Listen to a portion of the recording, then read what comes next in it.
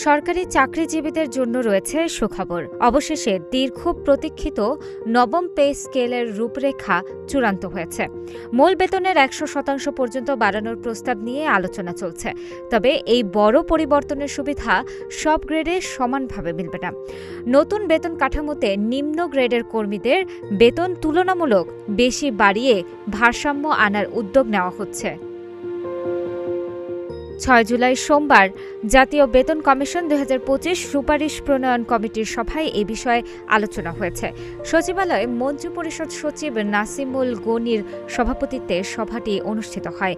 প্রধানমন্ত্রীর মুখ্য সচিব, অর্থ সচিব, জনপ্রশাসন সচিব, আইন সচিব, প্রতিরক্ষা সচিব, মাধ্যমিক ও উচ্চ শিক্ষা সচিব, স্বাস্থ্যসেবা সচিব, সশস্ত্র বাহিনী বিভাগের প্রিন্সিপাল স্টাফ অফিসার ও হিসাব মহানিয়ন্ত্রক এই কমিটির সদস্য।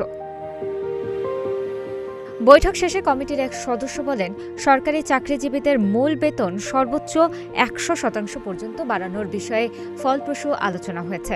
নতুন বেতন কাঠামোয় শুধু মূল বেতন নয়, বাড়ি ভাড়া, চিকিৎসা, যাতায়াত সহ বিভিন্ন ভাতা পুনর্বিন্যাসের প্রস্তাবও রয়েছে। কয়েকটি ভাতা একীভূত করার পাশাপাশি বাস্তবতার সঙ্গে সামঞ্জস্য রেখে নতুন কিছু সুবিধাও যুক্ত হতে পারে। চাকরিজীবীর অবসরকালীন সুবিধা ও পেনশন কাঠামো নিয়েও বৈঠকে আলোচনা হয়েছে।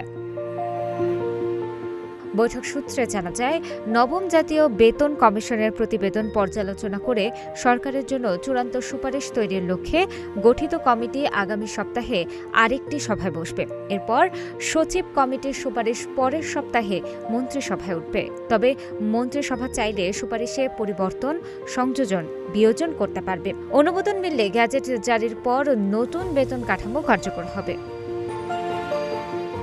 সংশ্লিষ্ট সূত্রগুলো বলছে, বর্তমান সরকারের লক্ষ্য হচ্ছে নিম্ন গ্রেডের কর্মচারীর ক্রয় ক্ষমতা বাড়ানো। সে কারণে দশম থেকে 20তম গ্রেডের কর্মচারীদের জন্য তুলনামূলক বেশি বেতন রাখার সুপারিশ আসতে পারে।